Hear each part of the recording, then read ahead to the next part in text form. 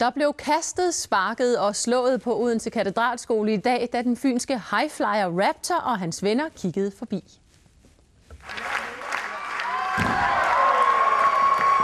Jeg håber på, at der kommer noget i gang i den, og det er jo et show. Wrestlerne tager ved, men det skræmmer åbenbart ikke. Det synes jeg bare er fedt, og jeg håber også, at det går sådan lidt vildt for sig. Jeg er lidt i tvivl om, hvordan det kommer til at se ud i forhold til, hvor ægte det ser ud, ikke? Og det glæder jeg mig til at se. Det er entertainment det hele, hvor det gælder om at få det hele til at se så godt ud som muligt. Sådan så folk de synes, det er fedt og sådan noget.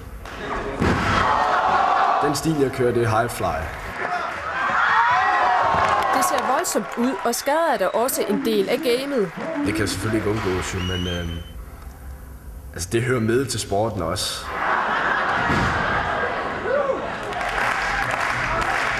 Og det er jo millimeter, centimeter, men altså, det gælder om, at så kan man faktisk blive sat ud af spillet. Altså. Skaderne tager wrestlerne, som de kommer, og der er ingen tvivl om, hvad der gør det til en fed sport. For eksempel det show, vi lige har lavet nu. Altså. Det er super fedt, altså, hvor der er så mange mennesker. Altså. Det er jo helt sindssygt, når man kommer ud fra et lille lokale, hvor man har siddet og ventet på, at man skulle i kamp, og man så kommer ud, og man hører musikken, den brager, og så kommer man så ud, og sådan noget, og man så ser, at der er så mange mennesker.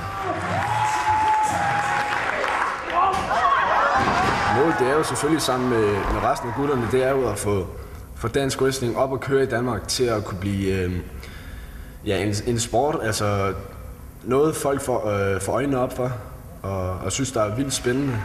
Efter hård kamp kan Raptor hæve armene i sejr. Jeg troede, det var lidt vildere, men jeg blev også overrasket over, at der også var humor med i det. Det var rigtig fedt. Jeg blev ret overrasket over, hvor meget vi blev reddet med, og fik drengerøven for mig.